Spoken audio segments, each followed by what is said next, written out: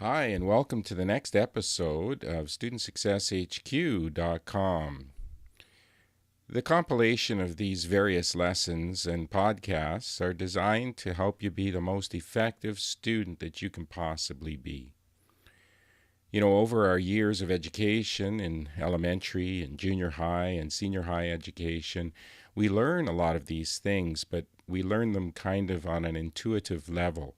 They're never really spoken to us about the specifics, or maybe the whys, or maybe some of the tricks or techniques that you can utilize. Well, this episode is going to focus on classroom participation and the things that you can do in the classroom to enhance your performance, to enhance your understanding, and even to build a certain level of confidence when it comes to the ability to do some public speaking. Well, what is participation? Participation in class can be a real challenge for many students, especially in junior high. I mean, you're so nervous about so many things. The idea of sticking up your hand and taking a risk can be one thing that, or the straw, let's say, that broke the camel's back. But as you move into senior high, participation can actually become much easier as you gain more confidence and students are less critical of each other. And then, of course, you move into the post-secondary level, where class sizes can actually be in the hundreds, and the risk factor, of course, is increased yet again. The bottom line is, the better your participation, the better your understanding, and the better your confidence level is going to be. And public speaking today is such an essential skill. Well, confidence and risk-taking. It comes down to developing personal confidence in your ability to be willing to take a risk. We all know that when you have a question or you're challenged by the material, to ask a question creates a certain level of anxiety because you do not want to appear foolish or perhaps even stupid, and you don't want anybody else to know that you don't know. What is rarely realized is that there are others in the room that have the same question, and they too are fearful of asking. So it is a matter of leadership. It is a matter of taking onus upon yourself so that you can help and clarify things not only for yourself but for the others in the room. The aim of classroom discussion is to be able to learn from others and provide opportunity for them to learn from you. So almost any participation can help, including questioning, listening, and responding to the ideas of others. Well, what are some of the techniques in regards to classroom participation? Well, first, you can ask a question that can stimulate others to clarify or elaborate on a discussion. It could be as simple as, could you give me a little bit more information or give me an example of what it is that you're talking about? You can make a statement that can link two other comments together. So in the classroom discussion that's taking place, you could take John and Sarah and combine their two statements, or talk about the commonality between the two, or the fact that you may agree with both of them.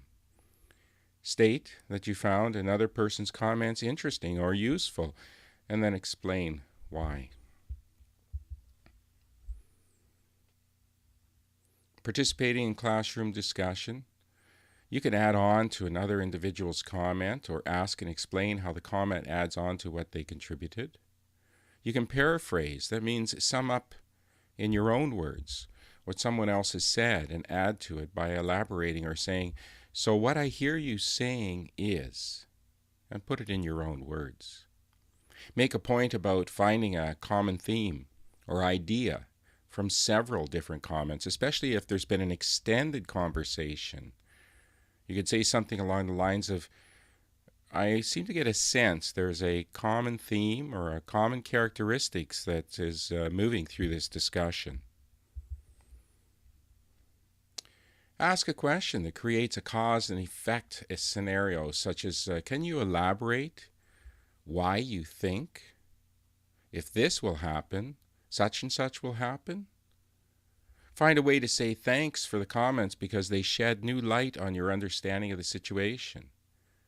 It could be something as simple as, John, I really appreciate that comment. actually provides me with better understanding.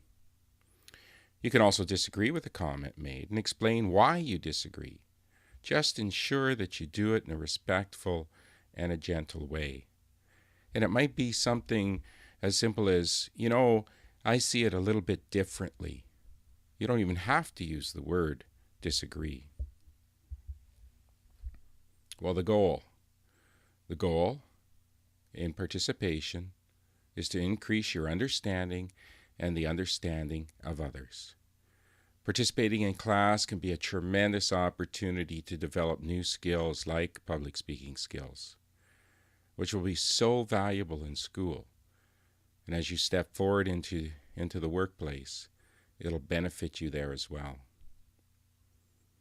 Thank you so much for participating and listening to this workshop on classroom participation.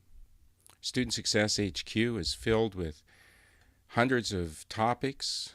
They're delivered in very short, small bits of information, easy to digest, and then you have an opportunity to implement piece by piece, thus developing your skill set as a student and eventually your skill set in the workforce. Please visit us at studentsuccesshq.com. There's so much more there.